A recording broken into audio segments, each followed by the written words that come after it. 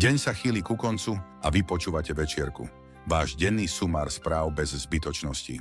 Je 5. august a meniny má Hortenzia. Ak chceš niekomu zlepšiť deň gratuláciou, ešte to stíhaš.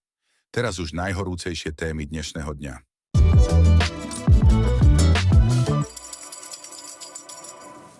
Slovenský plynárenský priemysel vytvorí rekordnú zásobu zemného plynu niekoľko týždňov pred štátom stanoveným termínom, čím Slovensko posilní svoju energetickú bezpečnosť pred nadchádzajúcou vykurovacou sezónou.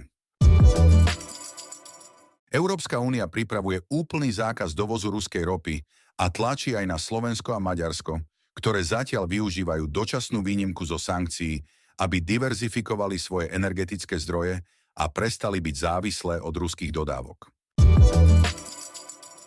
Trenčianska univerzita Alexandra Dubčeka sa chystá vybudovať moderný kampus s internátom, knižnicou aj kaviarňou, pričom samotná výstavba vyjde na viac ako 10 miliónov eur a začať by sa mohla už budúci rok.